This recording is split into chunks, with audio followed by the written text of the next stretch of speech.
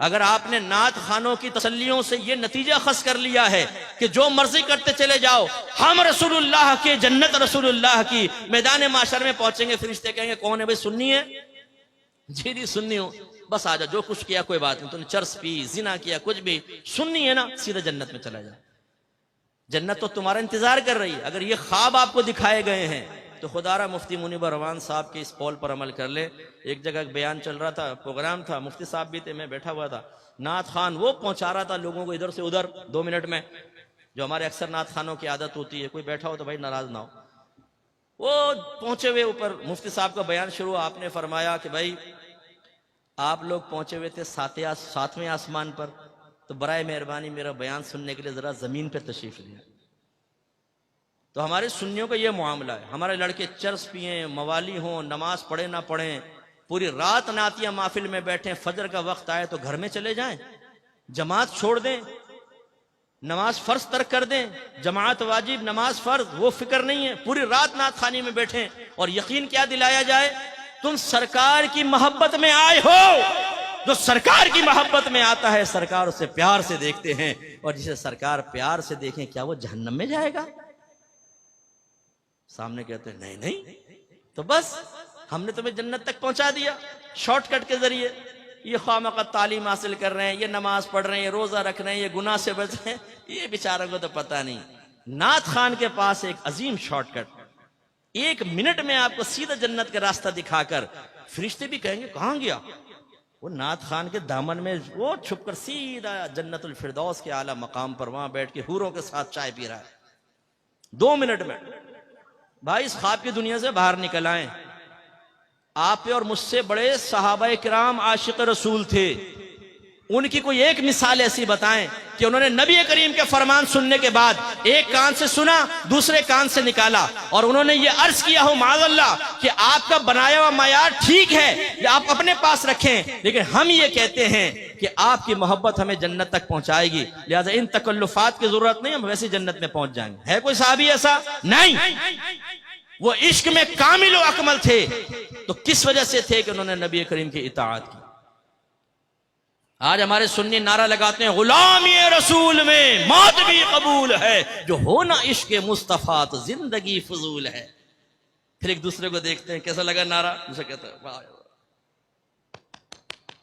क्या नारा लगाया तुमने यार, ब्लड सर्कुलेशन तेज हो गई। अच्छा भाई कर ले तेज।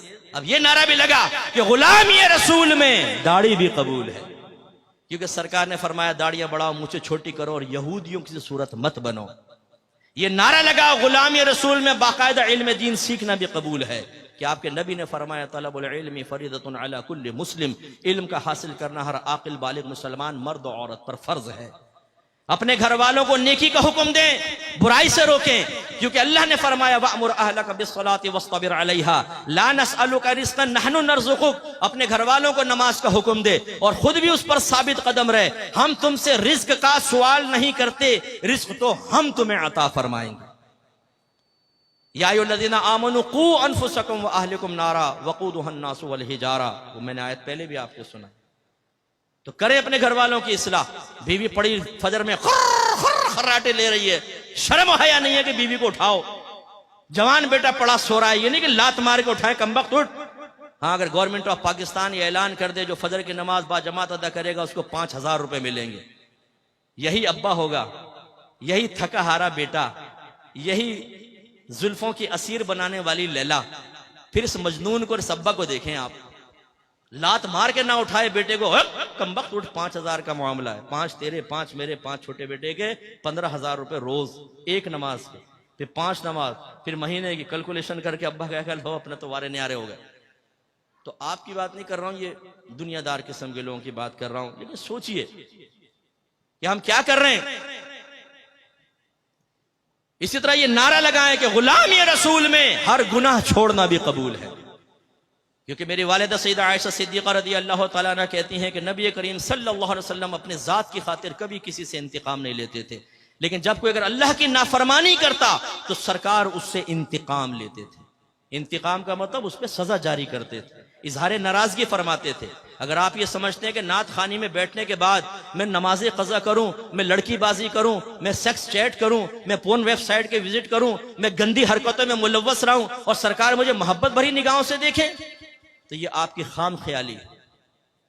नाफरमानी और मोहब्बत रसूल जमा हो सकती है, इसका इनकार नहीं है।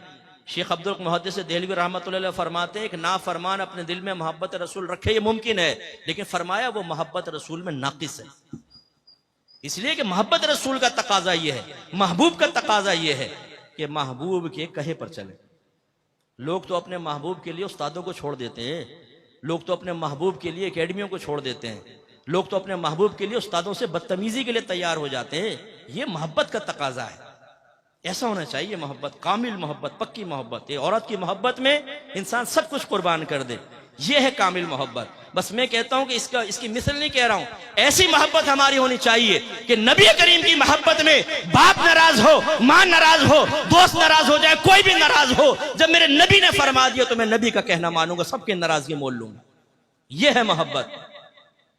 यहां तो नफ्स शैतान ही इतना गालिब है, अल्लाह नाराज हो, रसूल नाराज हो, नफ्स शैतान नाराज ना हो, यह रविश सही नहीं है। तो इसलिए मैं आप सबसे गुजारिश करता हूं, आइए, अल हक स्कॉलर्स एकेडमी आपको दावत देती है, यहां पर आकर कुरान सुने, दीन सीखें, अकायद की इस्लाह करें, तज़किया नफ्स करें, किताब और हिकमत सीखें, आप खुद भी सीखें, उम्र के किस भी हिस्से में हो। मैं अपने बुजुर्गों से अर्ज करता हूं, आईने में अपने सफेद बालों को देखकर यह सोचना कि अब तो उम्र गुजर गई, छोड़ दो, नहीं। एक बुजुर्ग के पास एक बूढ़ा शख्स आया, कहने लगा मैं तौबा करना चाहता हूं।